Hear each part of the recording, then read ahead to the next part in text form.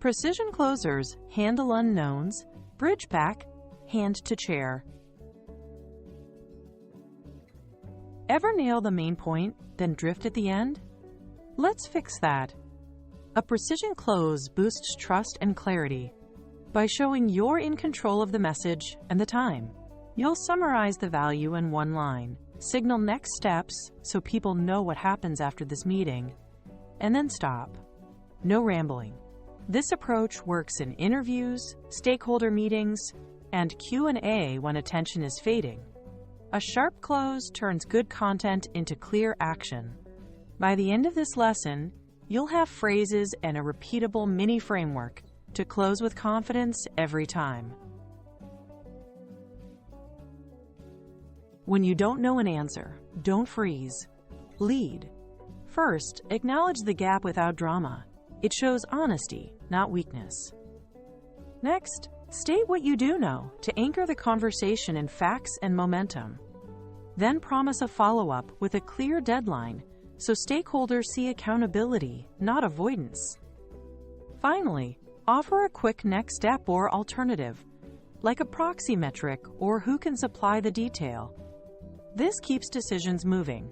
Professionals don't know everything. They manage unknowns visibly and calmly. Done well, you'll increase credibility and keep the meeting focused on outcomes. Use simple, steady language. Start with, "I don't have that figure yet."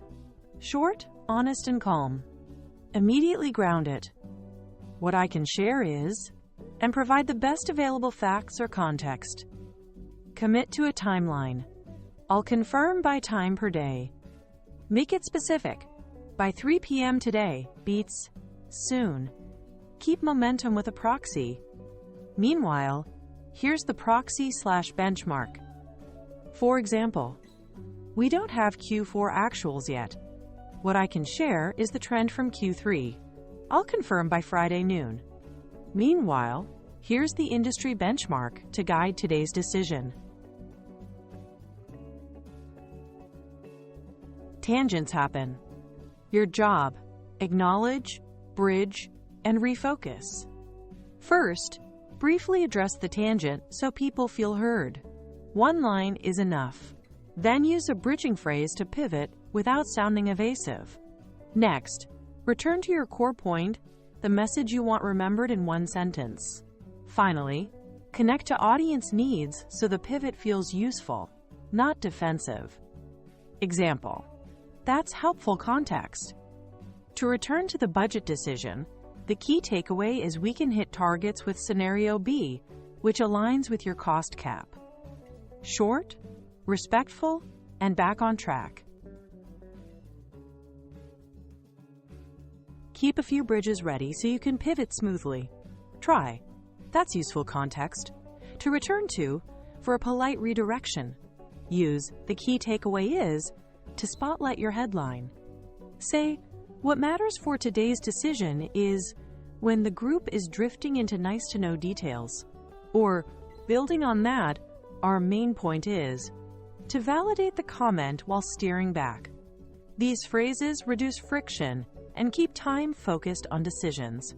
Practice saying them aloud so they sound natural under pressure. A professional close ends cleanly and hands control back. First, signal you're concluding so listeners lean in. In summary.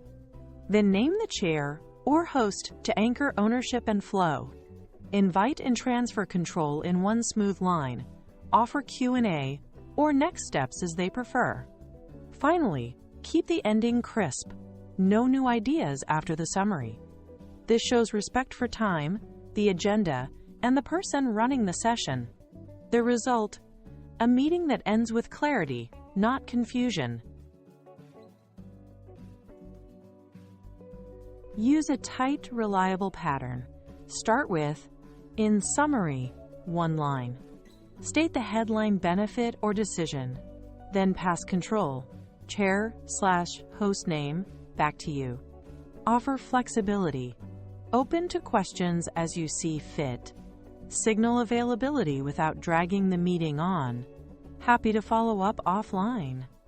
Example. In summary, scenario B hits targets with the lowest risk. Alex, back to you.